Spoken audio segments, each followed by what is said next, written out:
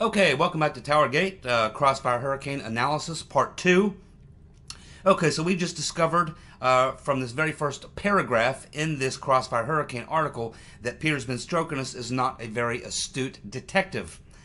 We have determined that his procedure for how he began handling this investigation was not that good, I guess we could say. And so we've learned that they dispatched a pair, that would be Strzok and Paige, and possibly, if you read the text, you'll find that there's another gentleman whose name is John. I think we can find out from looking at Mara's list who that person is. It'll ring my bell when I see it. And then another woman who was with him. So there may have been two pair of FBI agents sent there. And as far as we know, according to this article, they met with Downer, and they don't mention anyone else other than Downer. But they went to the Australian embassy and met with Downer. And like I say, the way that they conducted that, they never, as far as we know, they never even went and interviewed Papadopoulos. Never. They went to talk to Downer. And remember, they already started the investigation just based on the original hearsay, without any probable cause, without any actionable official intelligence. They launched the investigation, then they went over and talked to Downer, and apparently didn't bother to talk to Papadopoulos or Missteps, and they're the two sources. It's Papadopoulos is the one who's alleged to have said, hey, I heard that the Russians got Hillary emails, and I got it from Mr. Missteps. It should have been interviewed, should have been first Papadopoulos, then to Downer, then back to Papadopoulos, then to Missteps. That is the order that those people should have been interviewed in, and we don't know that that ever happened. There's no record of it. Maybe the IG has that. Let's move on. There's also, in this New York Times story, Crossfire Hurricane, they talk about how secretive this all was. This is to protect, again, intelligence agency, CIA, John Brennan, Clapper. This is to protect the DOJ lawyers and Obama administration officials, to put it all on Strzok and the counterintelligence officials. And keep in mind, through this whole article, just like in the previous article back on December 30th, they never even mention the name Bill Priestap. Bill Priestap's like a ghost. They never talk about him. He was Strzok's boss. He was almost an equivalent to James Comey as head #1 man of counterintelligence, but you never hear anything about Priestap. Ever. Not mentioned one time in this article, nor was he ever mentioned in the other article, despite the fact that he's Strzok's boss. So they say here, quote, that this investigation, this Crossfire Hurricane operation, was so secretive that all but a handful of officials were kept in the dark. Yeah, that's right. That's why when we finally got the text messages, Strzok and Paige are talking about it constantly. And it's real funny because I remember when I was reading through the Strzok text, as you know, I had to do it 35 times to be able to understand it. There is the conversation in there where Peter Strzok is bragging to Lisa Page about how he came up with this great name for the operation, but it's blacked out. It's it's redacted. You can't read it. And I remember being a little frustrated because I was reading, well, yeah, he obviously, he's bragging to Lisa Page how he came up with this great name for the operation, and then it's blacked out, and it was kind of frustrating. So now we know that the name that was blacked out, the word that was blacked out, was Crossfire Hurricane. Again, something that was redacted from all of us, from Nunes, from all the committees, but they have no problem whatsoever telling the New York Times what the name of the operation was. And it's just so funny that it's such a big secret.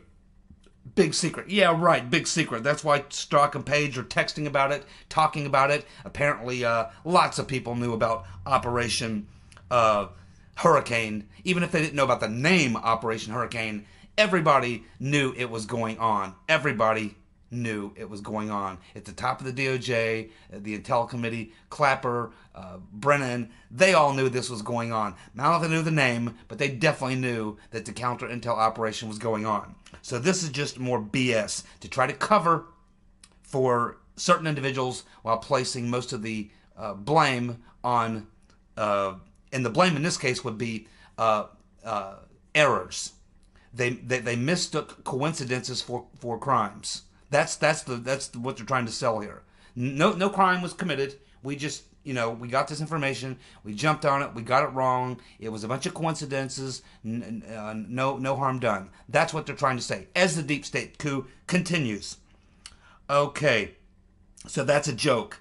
Next, they say that the assignment was to meet the assignment for Strzok and Paige was to meet Australian Ambassador Downer, who had evidence that one of Trump's advisors knew in advance about the Russian election meddling. So they state here that they were specifically there to see Downer. I wonder if they went to see Downer, if they, some questions they may have asked him. How did you, boy, you're this, now, keep in mind, when they go over to talk to Downer, certainly they've already pulled his file. I mean, before you go talk to someone like that, the first thing they're going to do is get as much background information on them as you can. They should have known this dude was a spooky guy who hangs around with a lot of spooky people. He has associations he works for on the side, this Hackloot, which is known as a cloak and dagger type intel agency. He's involved in all kinds of shady intel operations over the years. He's a big-time deep state insider. Strzok should have had a file on this guy, 6 inches thick. He should have been studying it on the flight on the way to London. And when you sit down with Downer, one of the very first questions you're going to ask is a couple questions.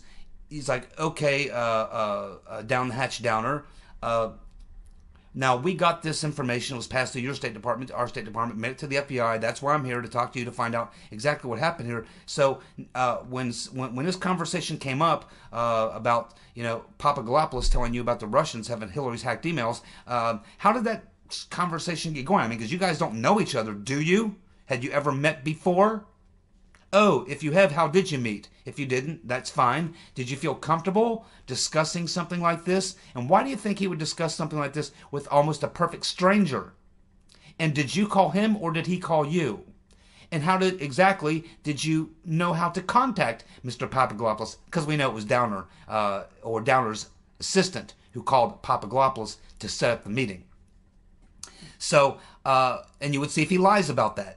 And so it was Downer, and so you would say to him, well, why did you, what motivated you to contact Papadopoulos? What, just to have a few beers and talk to a low-level staffer? I mean, you don't know he's got this information at this time, right? So what was your purpose of getting together with him in the first place? What? Because he's a friend of Mr. Mifsud? Because he's a friend of this guy or that guy? Hey, you ought to meet this young guy, Papadopoulos. I know you're a busy man, but it's well worth your time to have a couple bottles of wine and chew the fat with this guy in a London bar for a while, just for the hell of it. And then I would have said, okay, so where did you learn about Papadopoulos? Well, we know where he learned about Papadopoulos. It was from that informant, who we believe is Stefan Halpert. It was Halpert that put Downer's secretary up to calling. And why was that arrangement set up? Well, the arrangement was set up apparently so that Downer could chew out Papadopoulos for saying something bad about David Cameron and saying he should apologize to Trump in an article that Papadopoulos wrote, which he was paid $3,000 for, which was arranged by Mr. Halpert. You see, after just a short interview of these two people, even Barney Fife could have figured out that this Mr. Halpert is a guy you better go talk to, because it appears that he's got something going on. He's the one that's contacting. Papadopoulos. He's the one who knows the man who told Papadopoulos about the Russian hacked emails. He's the one who put Downer up to calling Papadopoulos. He seems to be a busy man, driving everything from the back seat. You definitely want to go have a talk to him before you leave London. But did he? As far as we know, he did not. Peter's been stroking us as a lousy detective. And he's number 2 at counterintelligence? Come on.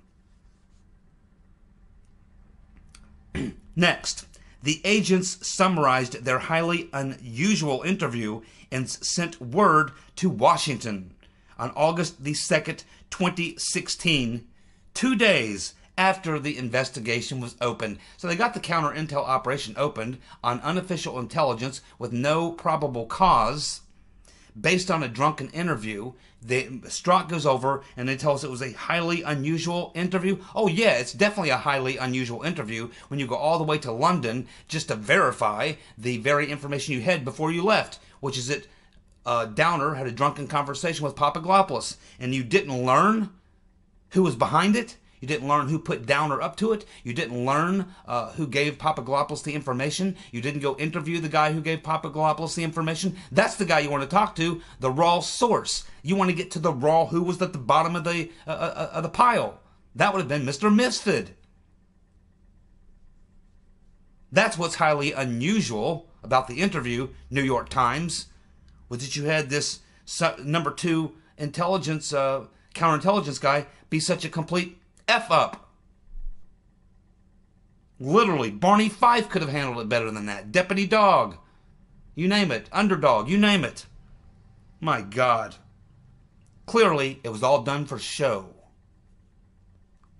The article suggests that the interviews with government officials show the FBI email investigation is more circumspect than previously known. Now, this is very interesting here because what they're saying here is that it's another part of the story. Now, we're moving into another part of the story, and they're talking about, in this article, that there are government officials which are saying that the FBI email investigation, that there may be more problems there than what they thought, and some things that people might be worried about. And what do you get today? Following that, 2 days after this story, here on Thursday, a couple articles today. Sarah Carter did an article. A few other people did an article.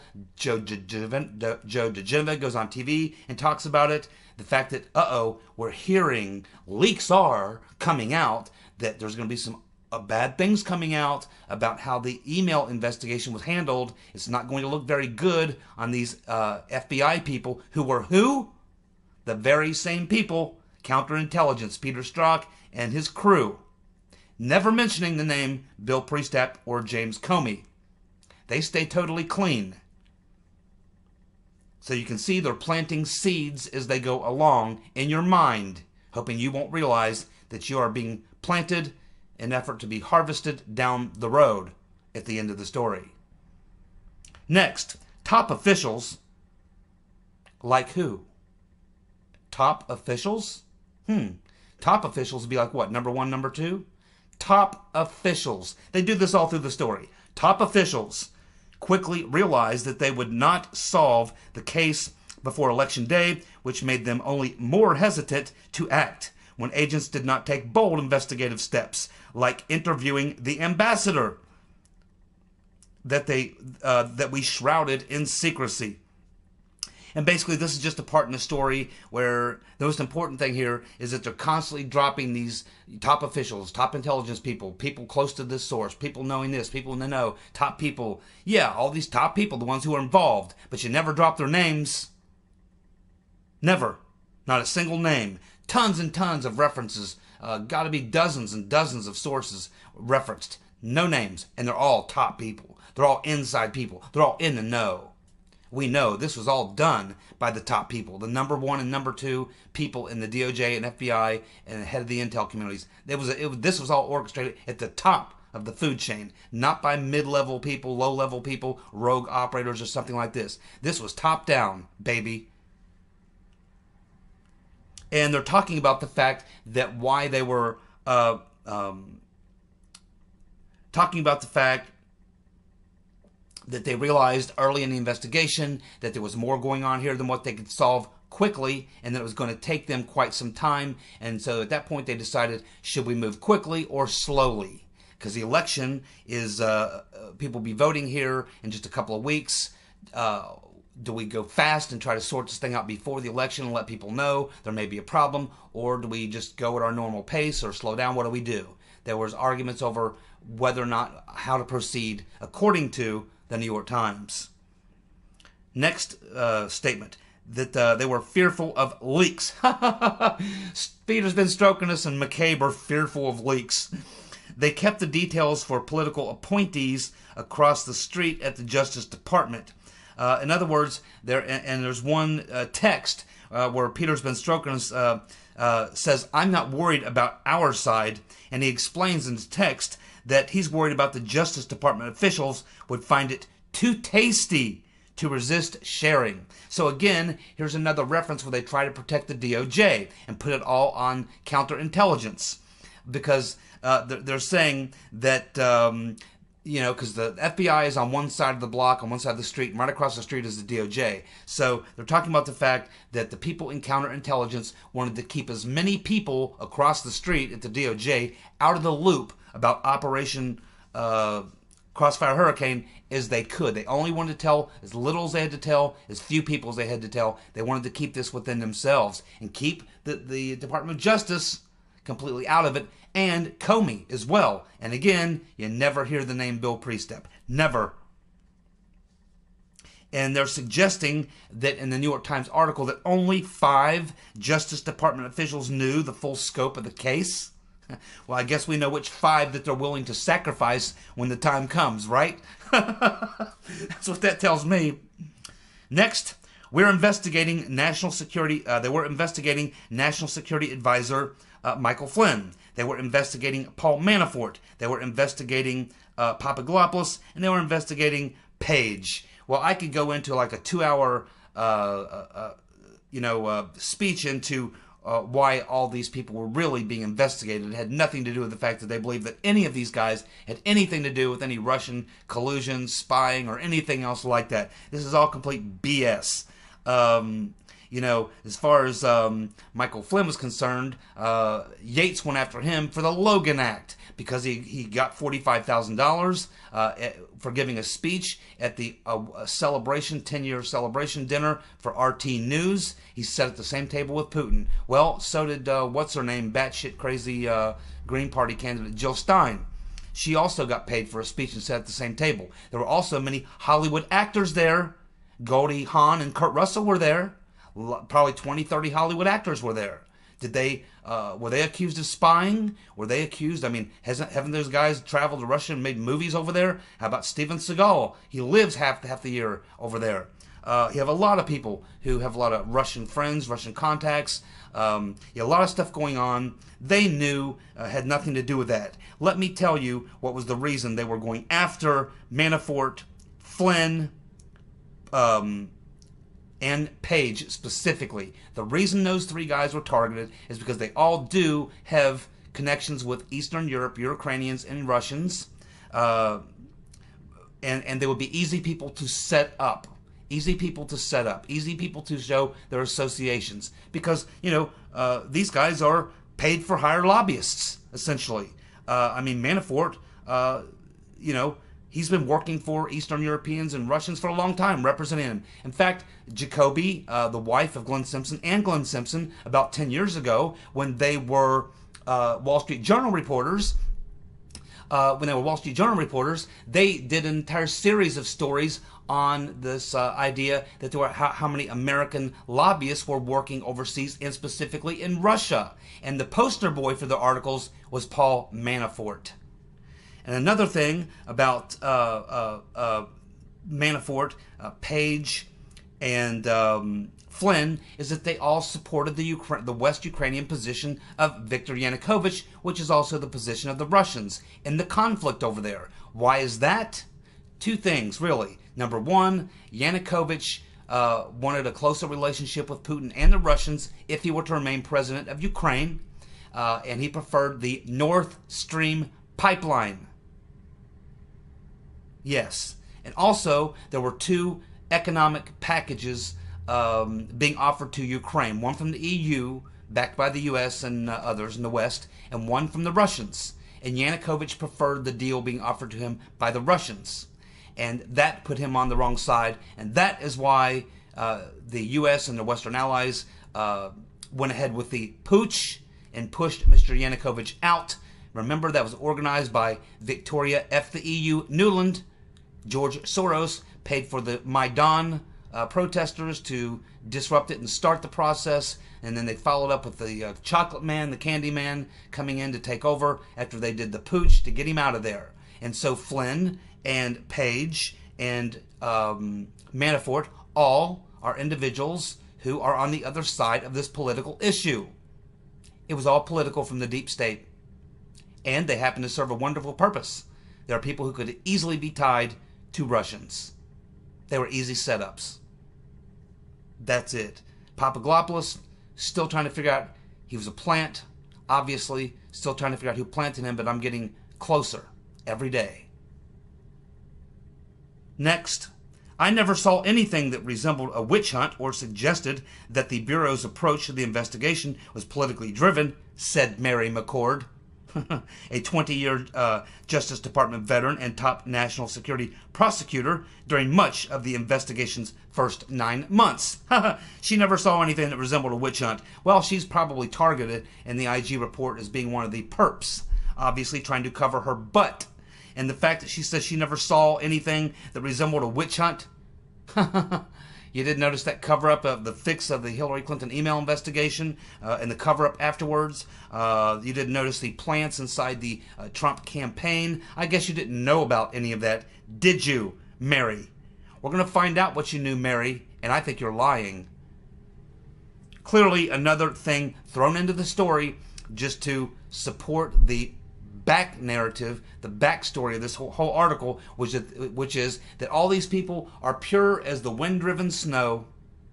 They were really pursuing what they thought was an actual investigation of evidence of Russia and people engaging in election tampering or hampering, and they really believed it. As it turns out, it was a series of mistakes and coincidences. There was no crimes. They're trying to cover their butts. Here's another contradiction.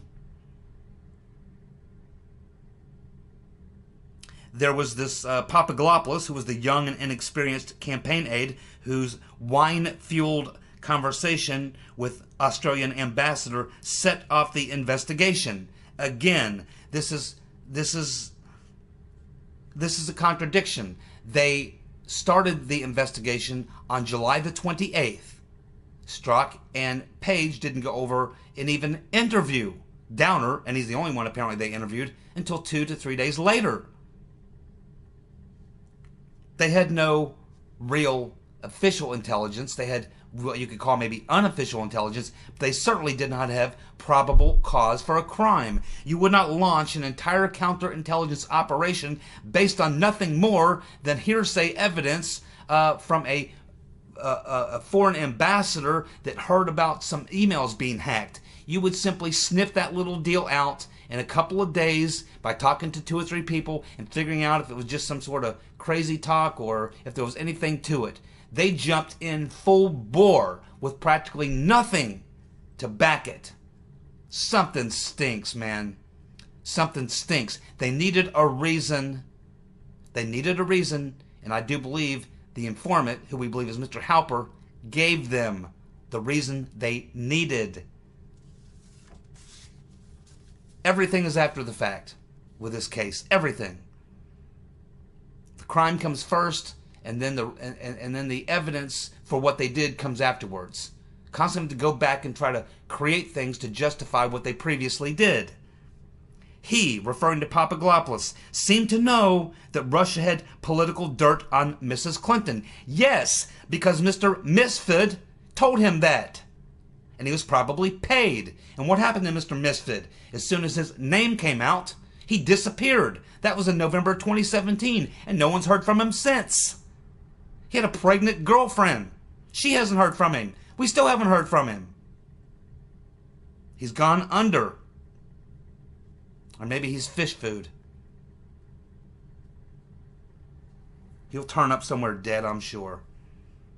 He was the man. He was the man. He was the man, allegedly, that told Papadopoulos. My guess is Mr. Halpert, if he is in fact the informant, it was Mr. Halpert or one of his underlings who said, hey, you want to make a couple quick grand? 2, 3 grand?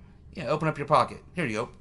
I want you to go have a meeting with that guy over there, buddy up with him, talk to him, and at some point put in his ear that the Russians got some hacked emails. That's all you got to do. You can do that, can't you? Sure, great. We also know that Mr. Mifsud is most likely a British intelligence asset. Not Russian. He's Maltese. Next, Brennan shared intelligence with Mr. Comey showing that the Russian government was behind an attack on the 2016 presidential election. That was in mid-August. Just noting that, that's about the only time they even mention Brennan in the entire article. And yes, it was around mid-August when he presented this, what they call intelligence. It wasn't intelligence. It was hearsay. Unofficial hearsay is not freaking intelligence. New York Times. Intelligence agencies have been collaborating to investigate the operation. The Crossfire Hurricane team was part of the group, but largely operated independently, the 3 officials said. Oh, really? This super secret operation that nobody knows about, but you've got 3 officials who know about it? And not only they know about it, they know that largely the intelligence agencies started doing their own work on it, which they're not even an investigative agency, and should not really have even been involved in anything like that. But they're operating on their own, and then Peter Strzok, and the name that we never hear, Bill Priestap, we never hear the name ever dropped in this story, but apparently it's Strzok and Paige in this little group, Rybecki and Baker and these guys. This little cabal has their own little thing they put together. They call it Operation Crossfire Hurricane. They don't tell the CIA. They don't tell anyone other than 5 people over across the street at the Justice Department. They run their own little game. What's that tell you? It tells you that some folks at the Justice Department and the CIA are going to try to drop every bit of it, minimize the damage, and drop every bit of it on Strzok and Paige and other people. Maybe Priestap will get out of it. They never mention his name. But that's what this looks like to me. Next, and there were missteps. This is the only paragraph in the entire story where they talk about McCabe and the mistakes. The thousands of incredible mistakes and errors that were made. But this is all they give you. This is the opposing point of view. This is the antagonist right here. Here it is, folks. The entire freaking thing for you. And there were mistakes. Andrew McCabe, the former deputy FBI director, the lovable deputy dog McCabe, was cited by the internal investigators for dishonesty about his conversation with reporters about Mrs. Clinton. Oh, that's fucking great. Oh, Deputy Dog McCabe, the former FBI director, cited by internal investigators. No, he's had a criminal referral from the Inspector General, a criminal referral from the House Intelligence Committee. He has been fired.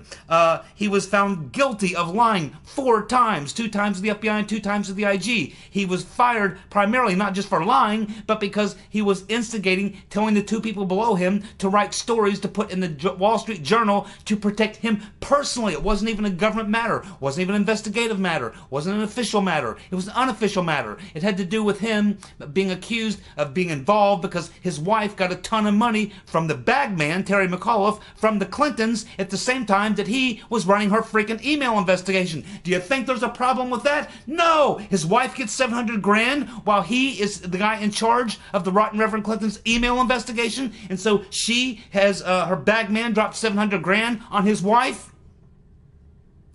You don't think that's a problem? Lied 4 times. Cited by internal investigators for dishonesty? Dishonesty? About conversations? How about covering up that the Hillary Clinton emails? That's a crime. It's obstruction. He covered up a big fat crime, New York Times. I'm pretty sure Andrew McCabe was one of the narrators of this story. Oh my God. That is see, this is where you start laughing. And Mr. Strzok and Lisa Page, an FBI lawyer, exchanged text criticizing Mr. Trump, allowing the president to point to evidence of bias. Yeah, criticizing F. Trump. He's an a-hole. You know, I mean, a little bias, just a little bias. Nothing too rough, nothing too awful. No, oh man, Andrew McCabe had to be one of the people who was part of putting the story together. Had to be. Marco Rubio was cited twice as 100% supporting the views of the article, reviewing many texts and many files. He saw no signs FBI wanted to undermine Trump. Oh yeah, they dropped Marco Rubio twice in this article as the resident Republican to support this story and to support the entire investigation and the cause of the entire investigation, and that there's no bias, there's no witch hunt, there's none of that. No, none of that's going on. Why? Because little Marco cited twice in this story, because little Marco said that that he 100% supports the views of this article, and he has reviewed many texts and many files, and he's seen no signs the FBI wanted to undermine Trump. Yeah, Rubio. What committee is he on? I don't think he's. He's getting to look at a lot of text and files. Maybe little Marco, should share those texts and files with Mr. Nunes. He's been trying to get a hold of them for a very long time. Maybe he can share them with us, the way he shares them with the New York Times. Sally Yates quoted in an article saying, "You do not take actions that could be unnecessarily impact an election, and you make sure that that it does not become public." Right. You do not want to take action, silly Sally, that could unnecessarily impact an election. You mean like fixing an email investigation by the Right Reverend Clinton, where she transferred thousands of classified emails, including top secret programs, onto her private server in her home, and then destroyed the evidence, and then after doing all that, you leak like crazy? No, you wouldn't want to do any of that, would you, silly Sally? You see, she got her piece in here too. I'm telling you, man, there's a group of people that have gotten together on the justice side, probably with Brennan putting this all together, Comey, and they've already decided, okay, we're going to have to protect ourselves, and we're going to put a circle around us. We're all going to stick together, and we're going to put it all on Paige and Strzok and Baker and Rybicki and the counter intel people, and we're going to put it all on them. They're going to take the fall for us. That's exactly what's going on here. Mr. Comey was briefed on the Russian investigation, but the Crossfire Hurricane team did not present any critical decisions for Comey to make. In other words, again, they kept Comey out of the loop. Yes, he's the FBI director. Not only does he not know, but the number one man in FBI counterintelligence, Prestep, the boss, the head man at counterintel, he doesn't know anything either, I guess. Everybody's out of the loop, except for Peter's been stroking us and Loose Lisa Page. They're the ones. They're the criminals. And everyone else was just perfectly fine. Didn't know about any of it. Comey was out of the loop. He didn't know about Operation Crossfire Hurricane or anything else. No, he's clean as the wind-driven snow. The FBI, here's the biggest bombshell of them all, and I can't believe that nobody has talked about this. This is by far the biggest bombshell in the entire freaking article. Unbelievable what I'm about to tell you. The FBI, and it was buried in the story, the FBI obtained phone records and other documents using national security letters. Oh boy.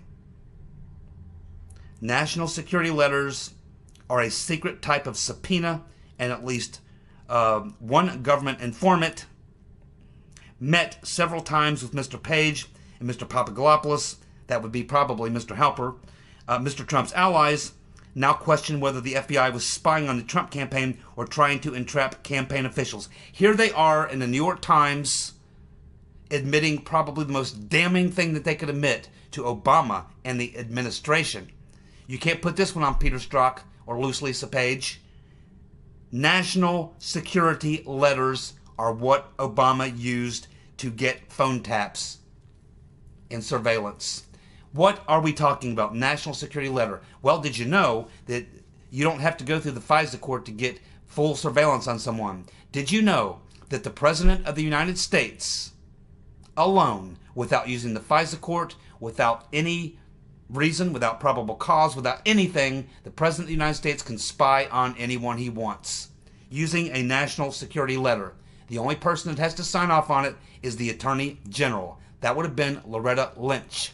They're telling us right here that Obama and Lynch used national security letters to get around the FISA court system to get around a regular warrant to spy on people in the Trump campaign and get their phone records and their communications. Boom! Right there.